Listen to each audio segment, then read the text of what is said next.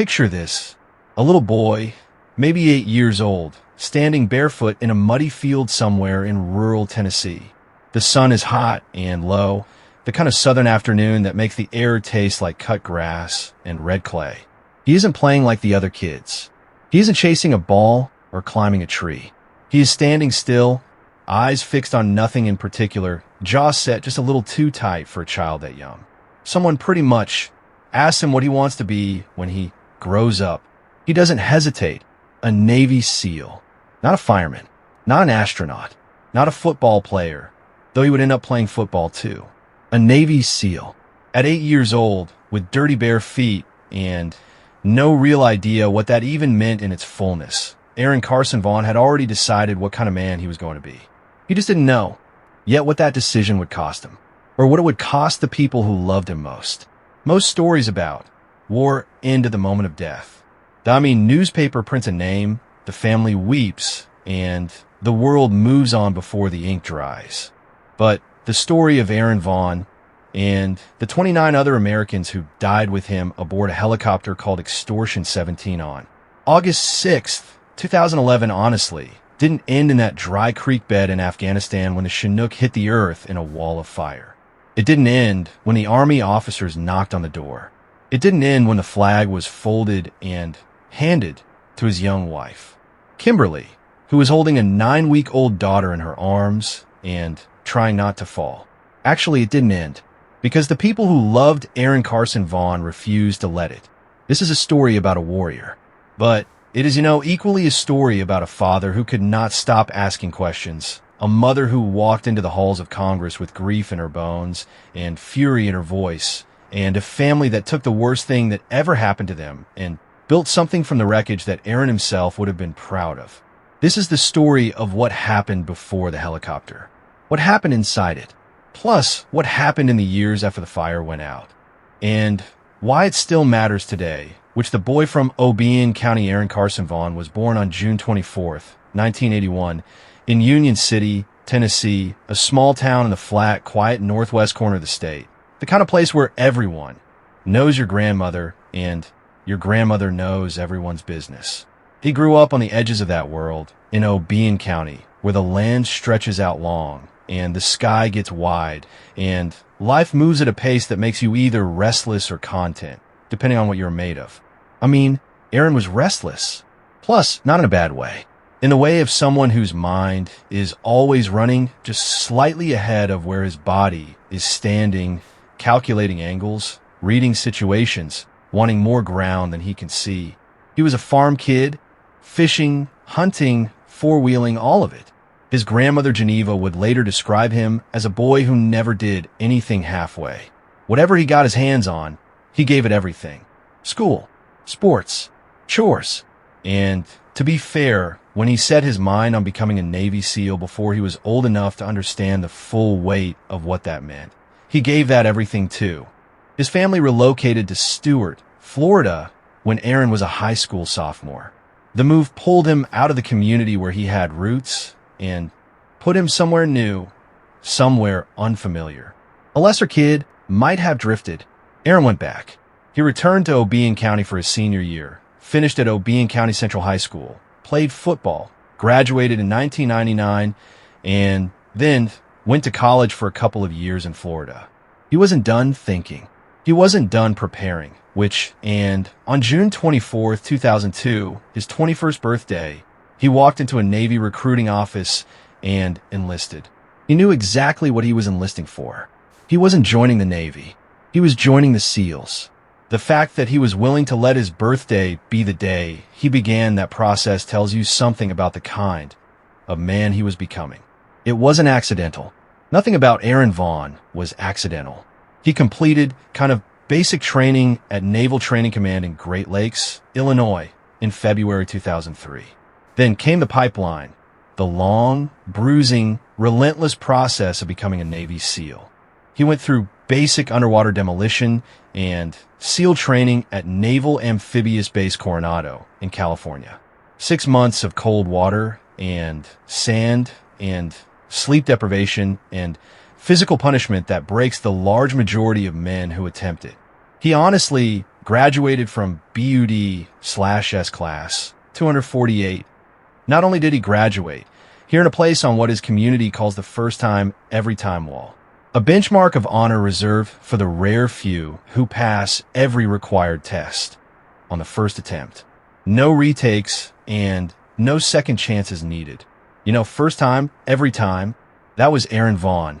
He reported to SEAL Team 1 in Coronado in November 2004. For the next several years, he deployed around the world, to Guam, to Germany, to Iraq, to Afghanistan. He earned his reputation not with words, but with performance. Medal after medal. The Joint-like Service Achievement Medal with Valor. The Navy and Marine Corps Achievement Medal with Valor. Combat Action Ribon. He was what people in that community call a quiet professional. Not the kind of man who needs to tell you what he can do, because he has already done it. And then the Navy asked him to come back to Virginia Beach and teach, to become a close-quarter combat and lead breacher instructor at Naval Special Warfare Training Detachment assaults. It was a recognition of his skill, a compliment, even which an acknowledgement that he was good enough to shape the next generation of operators. Aaron chafed under it like a dog on a short chain. He was built for the field, not the classroom. He was built for the mission, not the instruction of it. For 2 years he taught, and he was good at it because Aaron Vaughn was good at whatever he put his hands on. But those who knew him say he was always leaning toward the door, always tracking when he might be allowed back out. In 2010, he applied to SEAL Team 6, officially known as the Naval Special Warfare Development Group, DevGRU, the most elite tier of an already elite force. The selection process for SEAL Team 6 is its own kind of gauntlet, reserved only for those who have already proven themselves exceptional in a world where exceptional is the baseline requirement. It demands everything, and Aaron Vaughn gave it everything. He was selected. He was in. Somewhere in the middle of all that, between Guam and Germany and the instructor years and the SEAL Team 6 pipeline, he met his wife. Kimberly had come to Guam on a USO tour, there as a Washington Redskins cheerleader to entertain troops stationed on this land. She was vivid and warm and exactly the kind of woman who could keep pace with a man like Aaron, not by following behind him, but by standing beside him and refusing to budge. They married, which they built a life that was always shaped by deployment cycles and mission schedules and the quiet understanding that not every goodbye was guaranteed to become a hello. By the summer of 2011, Kimberly had given birth to their daughter Chamberlain. Their son Reagan wasn't quite 2 years old. The family was full and real and breathing and young.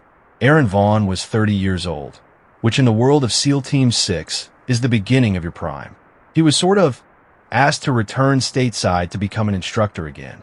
Like the Navy recognized him. They wanted his expertise in the building, shaping the operators of tomorrow. He didn't want tomorrow.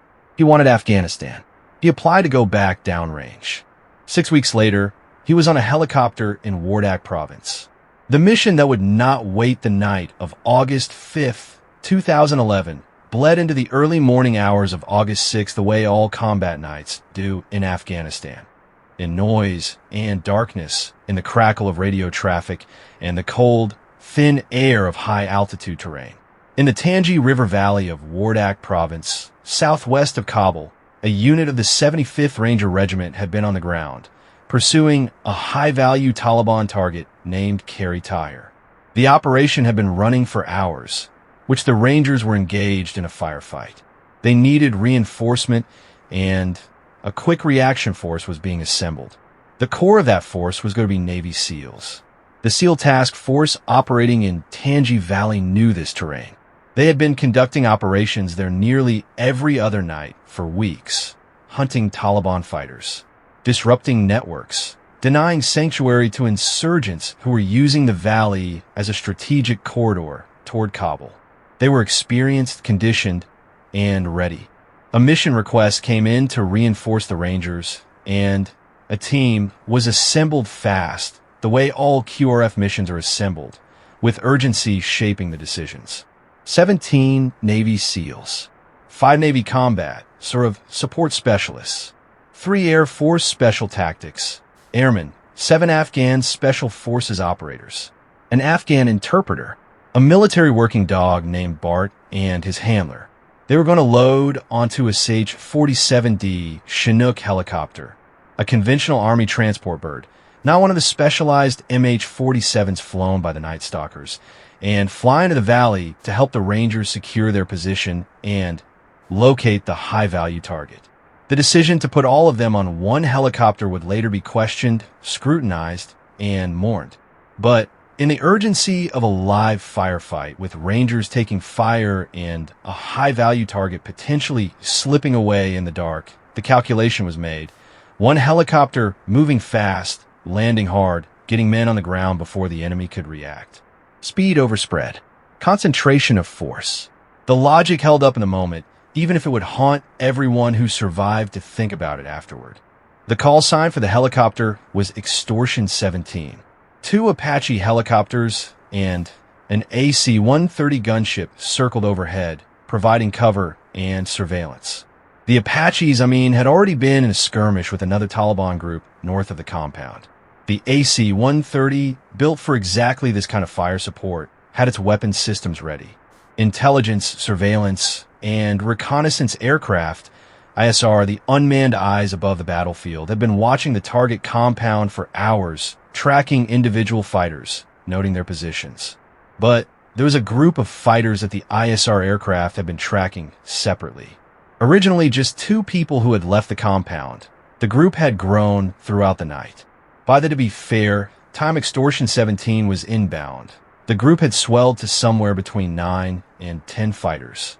The AC-130's fire control officer could see them. He requested permission to engage. For what it's worth, he was denied. Plus, the rules of engagement didn't allow it. 30 seconds later, the helicopter was in its approach. At approximately 2:39 in the morning on August 6, 2011, Extortion 17 was flying slow and low, the most dangerous position a helicopter can be in over hostile terrain, maneuvering toward its landing zone. Taliban fighters had positioned themselves in a 2-story building roughly 220 meters south of the landing area. They fired 2, possibly 3 RPG rounds in rapid succession. The first flew under the helicopter, which the second made contact with one of the 3 aft rotor blades on the rear pylon, shearing away 10.5 feet of the blade. Military investigators would basically later describe the shot as a 1 in a million strike. The kind of shot that has no business landing and landed anyway. The aft rotor assembly was destroyed. The helicopter began to spin. It dropped vertically. It hit a dry creek bed. The fireball was visible for miles. Within approximately 30 seconds, one of the Apache helicopters radioed in the crash. 6 minutes later, pretty much, the Rangers who had been securing the compound began moving on foot toward the crash site. They reached it at 4:12 in the morning. They found no survivors. Not one. The to be fair explosion and the impact and the fire had taken every soul on board in seconds. Aaron Carson Vaughn was 30 years old. He had been in Afghanistan for 6 weeks. His daughter Chamberlain was 9 weeks old, which he had never held her long enough. The 30 Americans who died that night, among them some of the finest warriors the United States military had ever produced, were brought home in flag-draped caskets. Their families warrantified. The world was told. And then, as the world always does, it began to move on. The Vaughn family didn't move on. They cannot, because something about the way their son died didn't sit right with Billy and Karen Vaughn. Something in the official account left questions open that should have been answered. And Aaron Carson Vaughn had raised them to be people who didn't leave questions unanswered. So they started asking. The knock on the door came before the sun was fully up.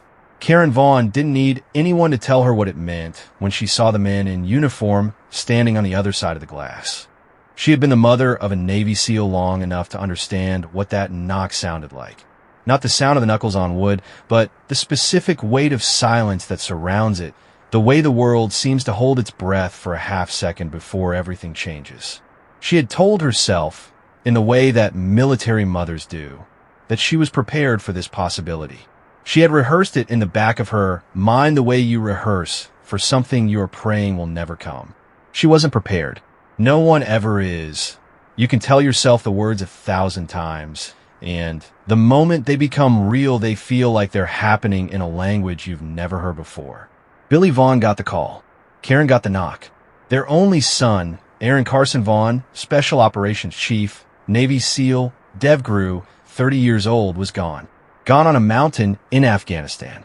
Gone in a helicopter that never touched the ground. Gone 6 weeks. After voluntarily deploying back into the war zone, he had spent years moving through. Gone 9 weeks after. The birth of his youngest child, Ghana, was already being described as the deadliest single-day loss in Navy SEAL history. The grief, basically, was the size of country. It didn't fit in a room. It didn't fit in a conversation. It filled the house and kept filling it, the way floodwater fills a low-lying place, slow at first, then all at once, then everywhere. But even inside, kind of that grief before the casket came home, before the funeral at Arlington, before the folded flag was placed into Kimberly's arms, something else was already moving in Billy Vaughn. A question, not a dramatic movie version question, not accusatory or conspiratorial, not rage-fueled, at least not yet. Just a quiet, persistent, deeply human question that wouldn't go away no matter how many times he tried to push it down with grief. Pretty much why? Not the metaphysical why. Not the why of faith or theology or the existential weight of loss.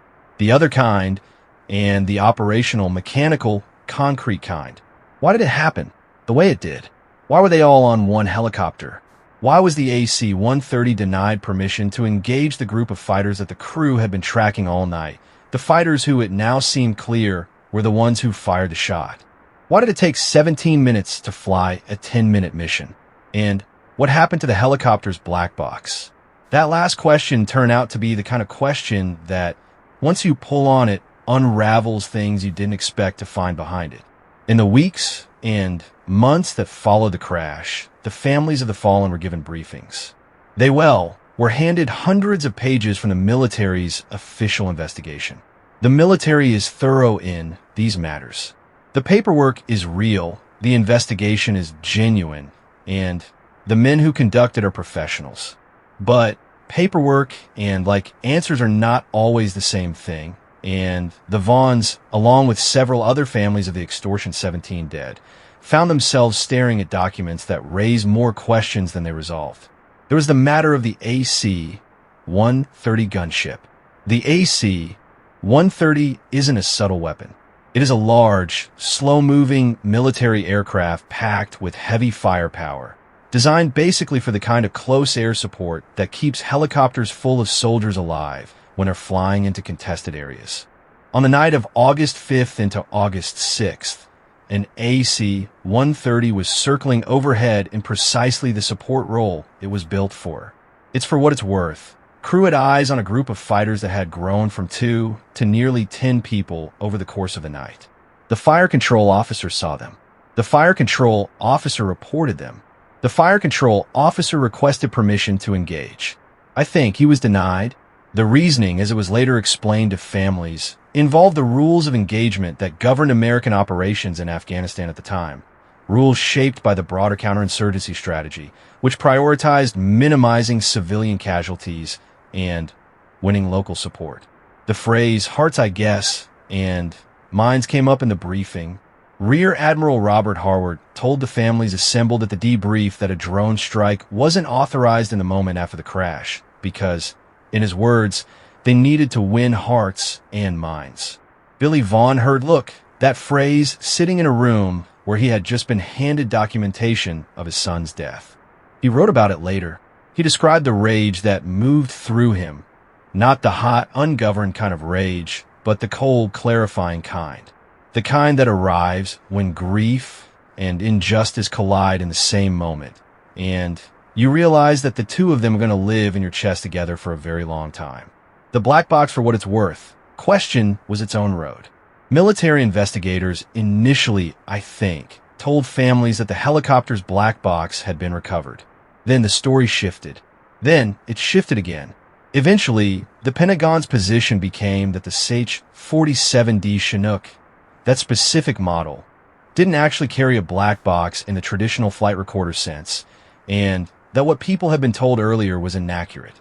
There had been a flood at the crash site, they said, caused by Taliban fighters who deliberately blew a small dam to flood the area and impede the rangers trying to secure the scene and collect remains. Pieces of the wreckage were carried away. The investigation was complicated. The families found this explanation difficult to accept. Not because they were irrational. Billy and Karen Vaughn are not irrational people, but because the shifting accounts, the changing positions, the question of what exactly was on that aircraft, and what happened to evidence in its aftermath added up to a picture that felt incomplete. When you are a father holding pages of military investigative reports, trying to understand why your son died, incomplete doesn't feel like an accident.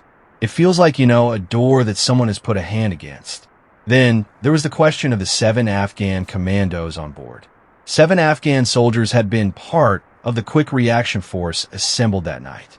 According to some accounts, the 7 Afghans who boarded Extortion 17 had been substituted at the last minute for a different group of 7 Afghan soldiers who had been originally scheduled for the mission.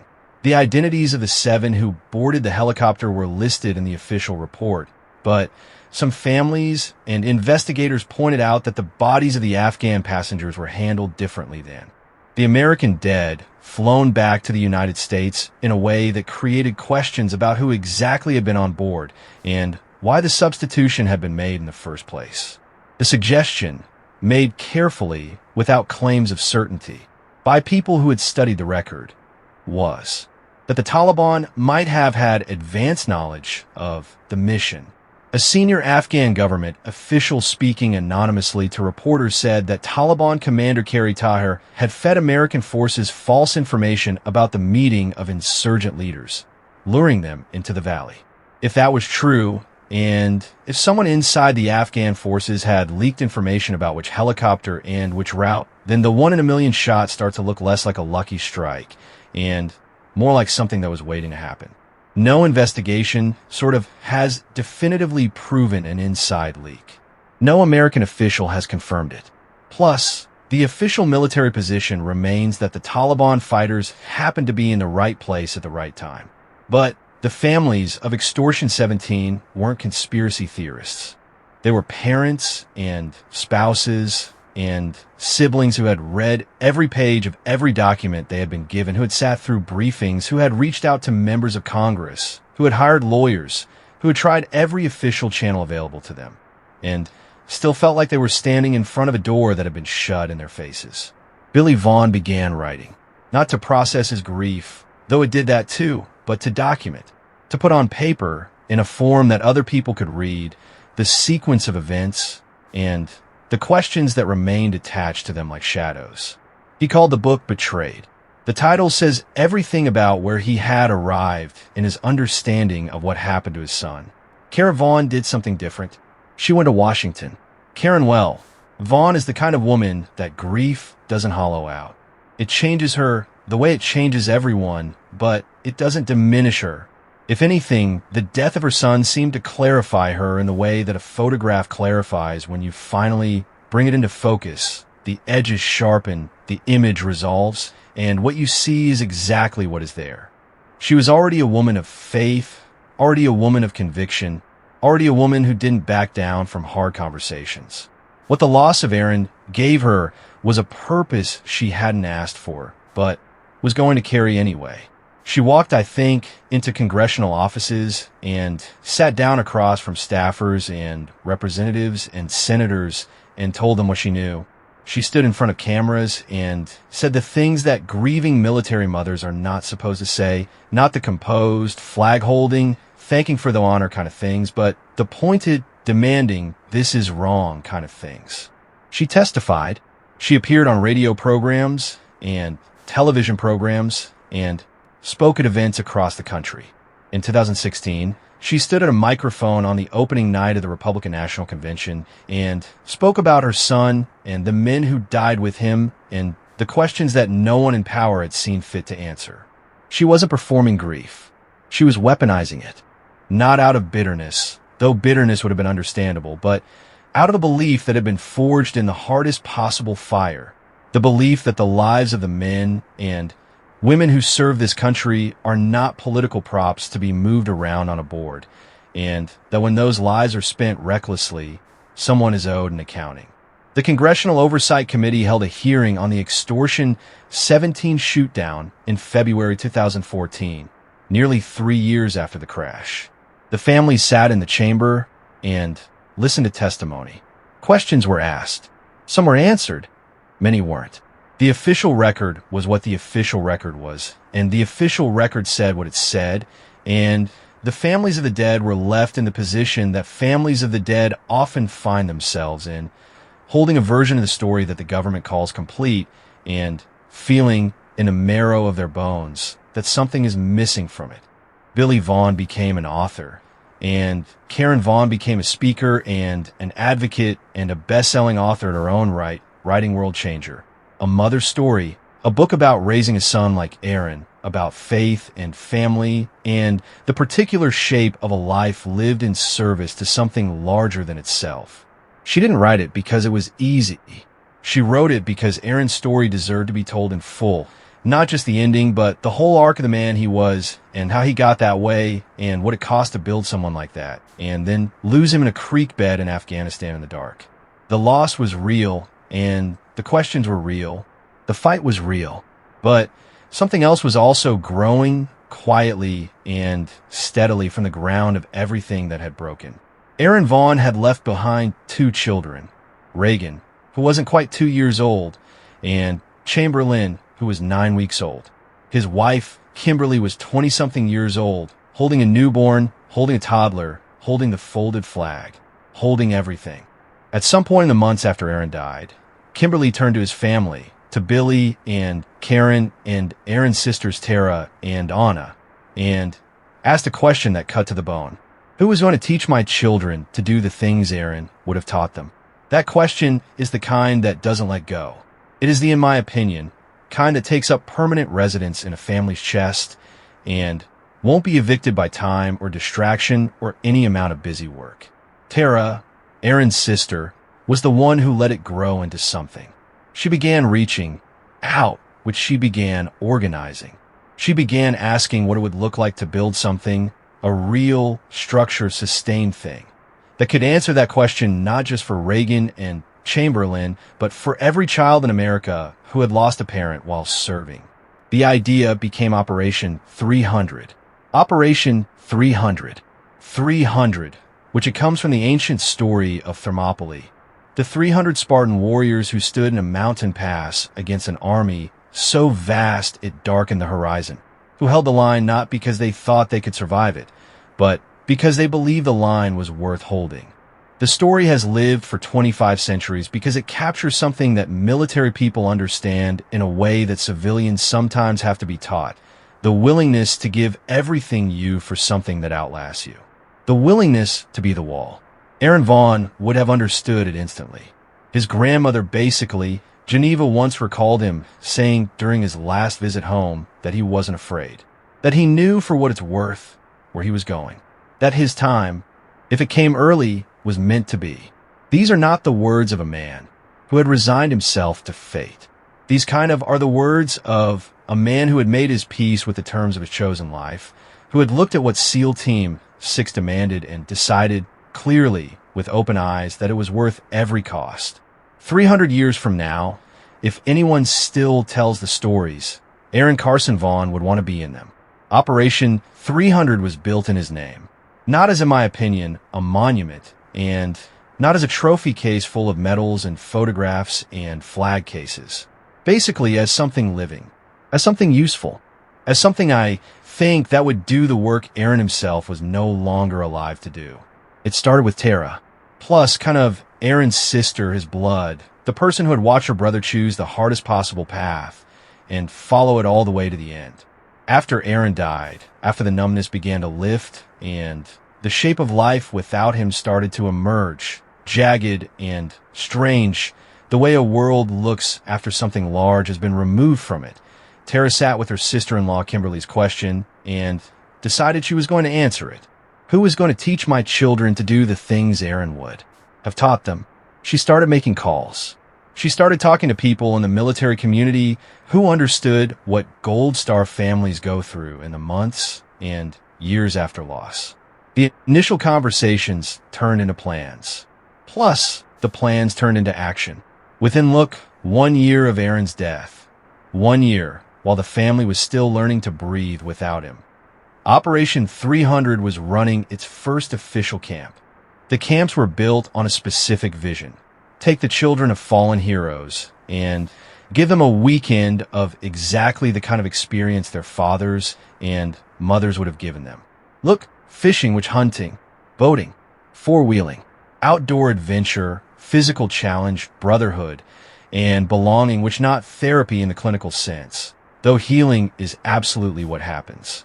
Not a memorial service, not a somber gathering of grieving people sitting in folding chairs talking about their feelings. Something loud and alive and full of movement, because that's what Aaron Vaughn was. He wasn't a still person. He was a person in motion. The response was immediate and overwhelming. People donated four-wheelers, surfboards, produce boat, guns, every piece of outdoor gear you can think of, showing up from strangers across the country who had heard about Aaron Vaughn and the families of Extortion 17 and wanted to do something with their hands, wanted to give something tangible instead of just feeling sorry. The donations kept coming. The camps kept running. Operation 300 purchased its own land in Stewart, Florida, a permanent site, a place where the camps happen on ground that belongs to the mission, that can't be taken away or borrowed back. Billy and Karen joined the effort alongside Tara and Anna. The family, which had every right to collapse inward, instead expanded outward. They became an organization. They built a board and they established legal and financial structure. They created a model that could be repeated, scaled, transported to other communities where other Gold Star children were growing up without one of their parents and wondering, in the wordless way that young children wonder about things, why the world feels like it is missing a piece. Reagan Vaughn, honestly Aaron's son, who was barely 2 years old when his father died, grew up going to those camps. Samin Did Chamberlain, who was 9 weeks old on the morning of August 6th, 2011, and who has grown up knowing her father through the stories her family tells, the photographs on the walls, and the organization built in his honor. They are active in Operation 300. They are their father's children. There's something that happens in military communities when a tragedy of this scale occurs.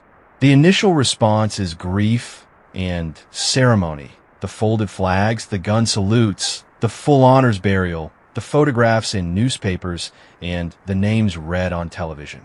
Then there's a longer, quieter period when the cameras go away and the civilians return to their ordinary lives and the families are left with the specific, unremarkable brutality of loss. The empty chair at breakfast, the silence where a voice used to be, the anniversaries that come around every year like clockwork, and open the wound all over again. The families of Extortion 17 navigated that longer period without much help from the public record. The crash had, been enormous news for a few weeks. And then it was history. And then it was footnote. But the Vaughn family wouldn't let it become a footnote. Billy wrote, and Karen spoke. Tara built. Anna helped. Kimberly raised to be fair, her children in West Virginia, bringing them back to Florida for the Operation 300 camps, keeping Aaron's presence alive in their daily lives in whatever ways she could. The family published. They appeared in documentaries. They engaged a congressional oversight process, which they gave interviews and keynote speeches and sat in green rooms before morning television segments, carrying with them every time the whole weight of the story that most people knew only in outline. A documentary feature film called Fallen Angel, Call Sign, Extortion 17 was produced in the years following the crash, examining and recounting the events of August 6th, 2011. Military personnel who had been silent for years began to come forward as the documentary was made, adding new layers to the account, filling in details that had been missing from the official record. The film brought a fresh wave of attention to the questions the families had been asking for years. It wasn't the final word. Nothing about Extortion 17 has produced a final word, but It put the story in front of a new generation of people who hadn't been old enough or paying close enough attention in 2011 to understand what had happened. At Obion County, like Central High School in Tennessee, the school where Aaron played football, where he grew up, where his grandmother still lives within the bounds of the community that shaped him, a memorial statue was erected in his honor. His grandparents, Billy Sr. and Geneva, were there. Plus, his Aunt Kelly and niece Haley were there. Funds for the monument were raised by family and friends and people from the county who remembered the boy who had gone off, become something sort of extraordinary, and had given everything he had in the service of the country he loved. You know, the monument stands. An 8-year-old boy from Obion County, barefoot in a field, said he was going to be a Navy SEAL.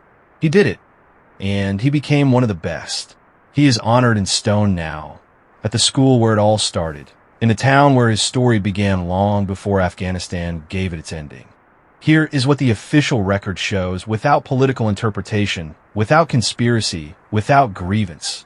30 Americans and 8 Afghans died in the Tangi River Valley on August 6, 2011. The helicopter they were on was shot down by a rocket-propelled grenade fired by Taliban fighters from a 2-story building approximately 220 meters from the landing zone.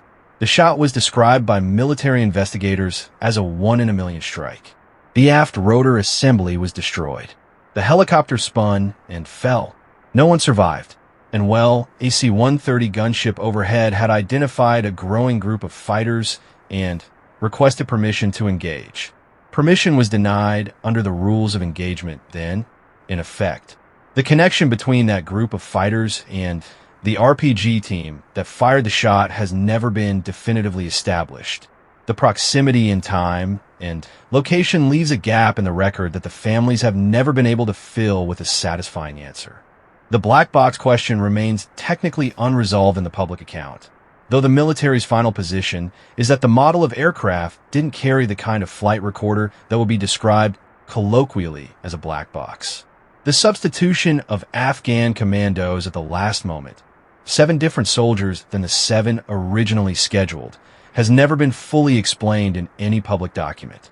What isn't in dispute? The men who boarded Extortion 17 were exceptional. They were among the finest warriors in the history of American military service. They went into the dark willingly, because that's what they did. They didn't hesitate.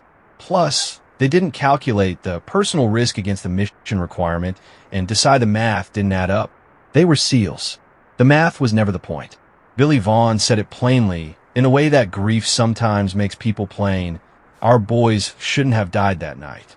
He believes the downing of Extortion 17 was preventable. He believes political considerations, restrictive rules of engagement, and operational decisions made above the level of the men on the ground combined in a way that cost 30 Americans their lives unnecessarily.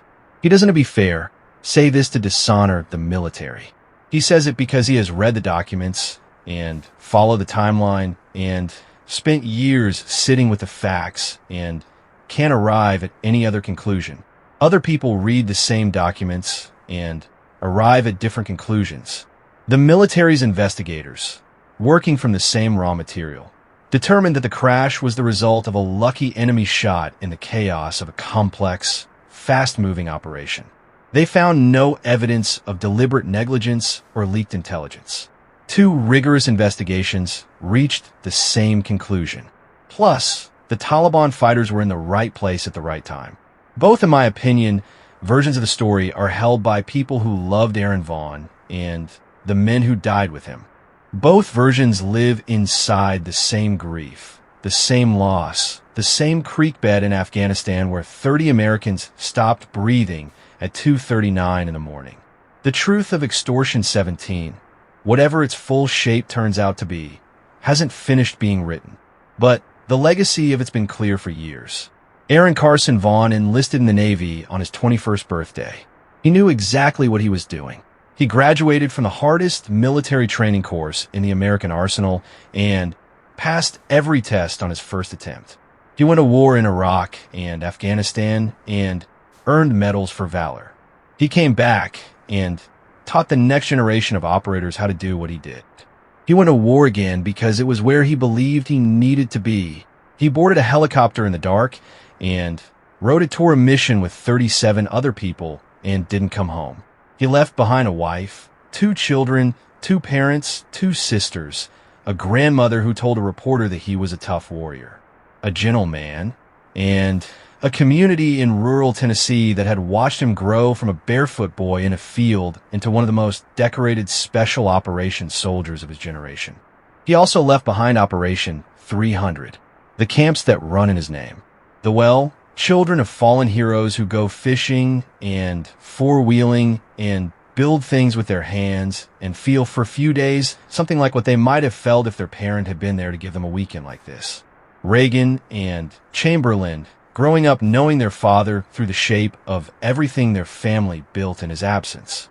He left behind Billy and Karen, still asking questions, still pushing, still refusing the version of the story that stops at the fireball and calls itself complete. Still carrying the full weight of what it means to raise a son like Aaron, and then watch the world absorb his death and move on. They haven't moved on, and they have moved forward. There's a difference, and it matters, and it is the difference between people who are crushed by what happens to them and people who decide deliberately, in a way that some people are raised to decide things, that the story isn't over just because the hardest part of it's already been written. Aaron Carson Vaughn grew up knowing he was going to be a Navy SEAL.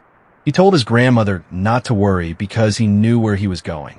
He told his family that if his time came early, it was meant to be. He told them he wouldn't want to leave any other way than the way he left, laying down his life for something bigger than himself. He was 30 years old. He had 9 weeks with his daughter. He hadn't yet taught his son to fish, but his family taught Reagan. And they'll teach Chamberlain, and they'll keep teaching the children of every warrior who died before they were ready, in every dry creek bed and mountain pass and valley that this country has asked its best people to walk into.